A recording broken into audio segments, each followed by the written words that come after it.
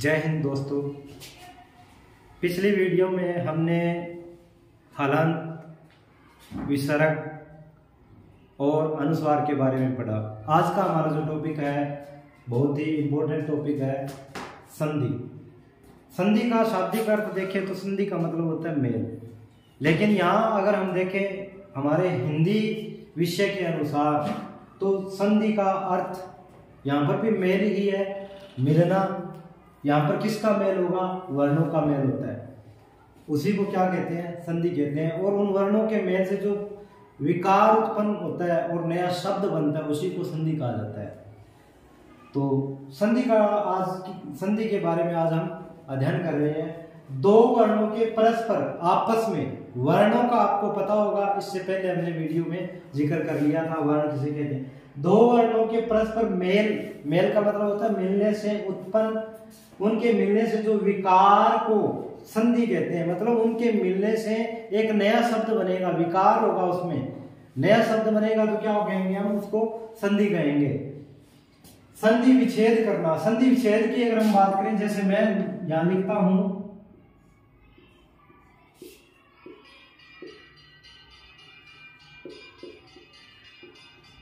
मैंने यहां पर विद्यालय लिखा, अगर इसका हम संधि विच्छेद करेंगे तो क्या बनेगा? विद्या धन आलय।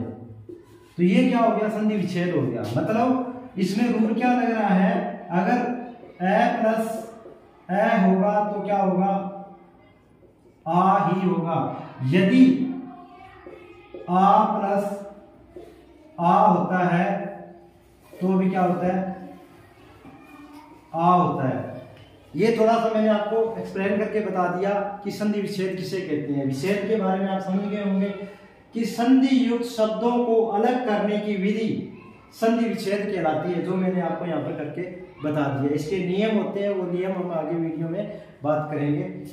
संधि के भेदों के बारे में अगर हम बात करें तो स्वर संधि, व्यंजन संधि और विसर्ग संधि, तीन प्रकार की संधि होती है। आगे अगर हम बात करें स्वर संधि के आगे भेद और भी होते हैं, उनके बारे में हम अभी डिस्कस करेंगे, अभी इसके ऊपर चर्चा करेंगे। स्वर संधि, जब दो स्वरों, मान लो स्वर संधि नाम से ही पता लगता है, जब दो स्वरों का मेल करवाया जाता है या मेल होता है तो परिवर्तन उत्पन्न होते हैं। मतलब दो स्वरों के मेल से क्या होगा? परिवर्तन होगा। जैसे यहां पर हमने देखा तो परिवर्तन हुआ, तो यहां पर क्या हो गया? यहां पर जो आ था और ये आ था, ये मिलकर क्या बन गया? आ बन गया। तो इसमें परिवर्तन हुआ। तो इसी तरीके से जब दो स्वरों का मेल करवाया जाता है या होता है और उसके दौरान जो परिवर्तन होता है उसे क्या कहते हैं? स्वर संधि कहते हैं। अब स्वर के बारे में हमें नॉलेज होनी बहुत जरूरी है, स्वर के बारे में आना भी बहुत जरूरी है, जो हमने पहले कर लिया। उसके बाद अगर हम स्वर संधि की बात करें कि स्वर संधि के कितने भेद हैं, तो स्वर संधि के 5 भेद हैं। सबसे पहले दीर्घ संधि, फिर है गुण संधि, फिर है वृद्धि संधि, फिर है यण संधि और फिर है अयादि संधि। इनके बारे में हम आगे अपनी नेक्स्ट वीडियो के अंदर हम डिस्कस करेंगे। तो आई होप कि आज का जो टॉपिक है आपके समझ में आया होगा। संधि का प्रयोग, संधि विच्छेद, संधि की अगर हम बात करें कि संधि के अंदर नियम कौन से लागू होते हैं, जैसे मैं थोड़ा सा आपको और बता देता हूं। जैसे अगर ये चारों ही नियम इसमें लागू रहेंगे, अगर ए प्लस ए होगा तो उसका क्या बनेगा? आ बनेगा। यदि ए प्लस आ होगा तो क्या होगा? आ बनेगा। और यदि आ प्लस ए होगा तो भी क्या बनेगा?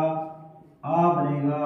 और आ प्लस आ होगा तो भी क्या बनेगा? आ बनेगा। हमारे संधि के अंदर एक तो ये नियम चलता है। उसके बाद ई की बात करें, यहां पर अगर ई ले और यहां पर भी छोटी ई ले, ई प्लस ई बराबर क्या होगा? बड़ी ई। इसी तरीके से ऊ प्लस छोटा ऊ बराबर क्या होगा? बड़ा ऊ होगा। तो ये नियम चलते हैं संधि के अंदर। आई होप कि आपको ये जो संधि का कुछ टॉपिक है आपके समझ में आया होगा और बहुत ही वेरी इंपॉर्टेंट टॉपिक है। इसी के साथ आपको अलविदा कहता हूँ। जय भारत, जय हिंद। हंसते रहिए, स्वस्थ रहिए।